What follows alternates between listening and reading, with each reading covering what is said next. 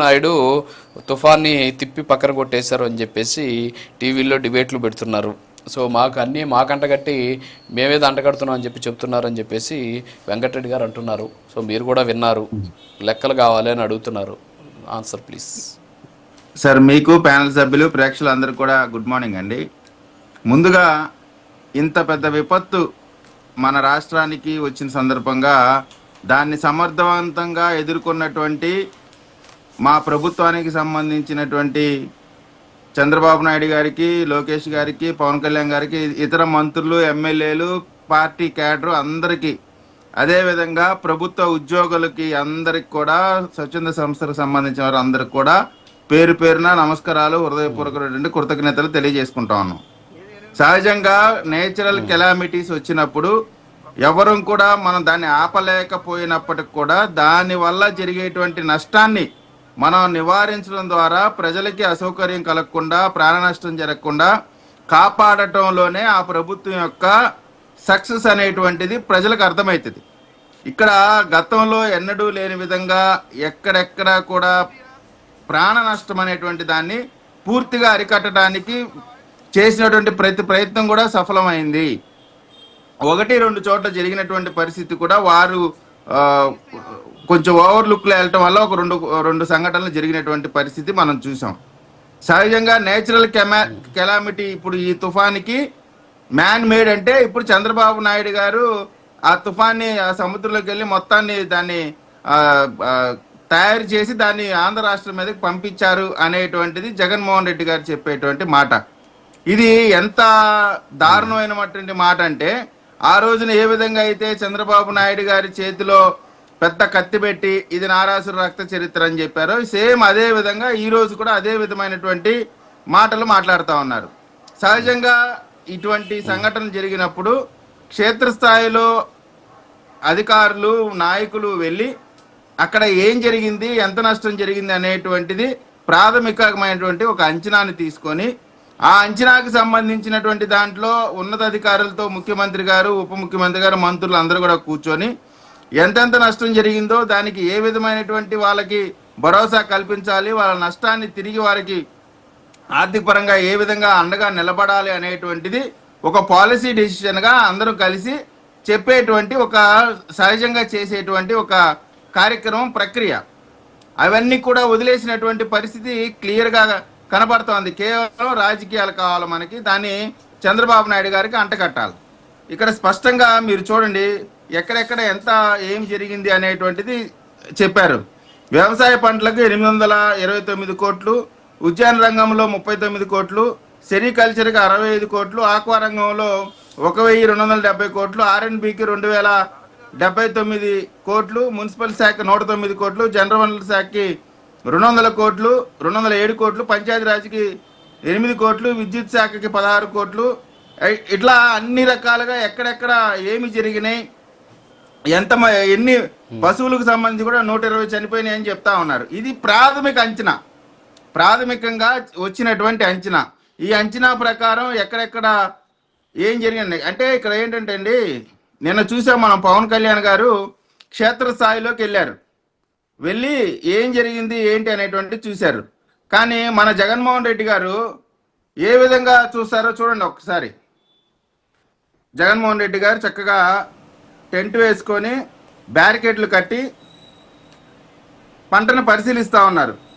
అంటే ఈ విధంగా చేయాలా, గ్రౌండ్లోకి వెళ్లకుండా, ప్రజల దగ్గరికి వెళ్లకుండా, లేదు నష్టపోయినటువంటి పంటను చూడకుండా దూరం నుంచి హాయ్ చెప్పి బాయ్ చెప్పేటువంటి కార్యక్రమం చేస్తే అది అద్భుతమైనటువంటి నాయకత్వ లక్షణం.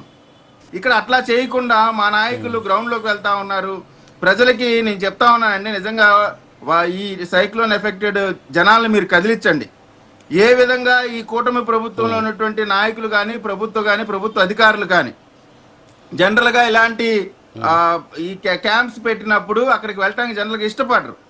కానీ ఇంట్లో ఏ విధంగా అయితే సౌకర్యంగా ఉంటుందో అంతకంటే సౌకర్యవంతంగా అందరికి కూడా ఇబ్బంది లేకుండా చేసినటువంటి పరిస్థితి అందరం చూసాం. 1-6 ఎక్కడన్నా అసౌకర్యం కలిగి ఉండొచ్చు, దాన్ని వెంటనే రెక్టిఫై చేసుకొని వాళ్ళకు కూడా ఇబ్బంది లేకుండా చేసినటువంటి పరిస్థితి మనం చూసాం. దానికి లోకేష్ గారికి అంటే లోకేష్ గారు అనునిత్యం కూడా ఆర్టీజీఎస్ లో కూర్చొని అన్ని పర్యవేక్షిస్తూ, సార్ తుఫాన్ వచ్చినప్పుడు తుఫాన్లో అందరూ రోడ్లు ఎమ్మడి పెట్టి తిరుగుతారా అధికారులు? ఎక్కడెక్కడ ఏం జరుగుతుంది అటువంటి state wide RTGS real time governance పెట్టుకొని ఎక్కడెక్కడ జరుగుతుంది దానికి అధికారులకు సూచనలు సలహాలు ఇచ్చి ఆ యొక్క సమస్యని ఇబ్బందిని అరికట్టేటువంటి ప్రయత్నం చేస్తా ఉన్నారు. అదే కదా చేయాలి, ఎవరైనా చేసేది అదే కదా. అటువంటి చేయకుండా ఊరికే ఇంట్లో కూర్చొని ఈ రోజున కేవలం ఈ ఉమ్మడి ప్రభుత్వం ఈ సైక్లోన్ని సమర్థవంతంగా ఎదుర్కొంది, ప్రాణ నష్టం జరగకుండా ఆస్తి నష్టాన్ని కూడా మినిమైజ్ చేసి టెక్నాలజీని వాడుకుంటూ అదేవిధంగా గ్రౌండ్లో తిరుగుతూ చేస్తుంది కాబట్టి ప్రజల్లో నమ్మకం కలుగుతుంది. మమ్మల్ని మర్చిపోతున్నారు కాబట్టి, మమ్మల్ని అంటే వైఎస్ఆర్ కాంగ్రెస్ పార్టీని మర్చిపోతున్నారు కాబట్టి మేము కూడా ఉన్నాం, మమ్మల్ని కూడా గుర్తుపెట్టుకోండు అని నిన్న ఒక టెలికాన్ఫరెన్స్ ఏర్పాటు చేసినటువంటి పరిస్థితి జగన్మోహన్ రెడ్డి గారిది. అంతే తప్ప ఎక్కడా కూడా ఇందాక వెంకటరెడ్డి గారు కూడా కొన్ని నెంబర్స్ చెప్పారు. ఎక్కడెక్కడ ఆ సంవత్సరాల్లో ఎన్ని లక్షల ఎకరాల్లో పంట నష్టం జరిగింది, మీరు ఎంత ఇచ్చారు అవి కూడా చెప్పాలి కదా. ఎంతెంత అమౌంట్ ఇచ్చారు, మీరు ఏ విధంగా రైతులకి ఎంతెంత ఇచ్చారో కూడా చెప్పగలగాలి కదా.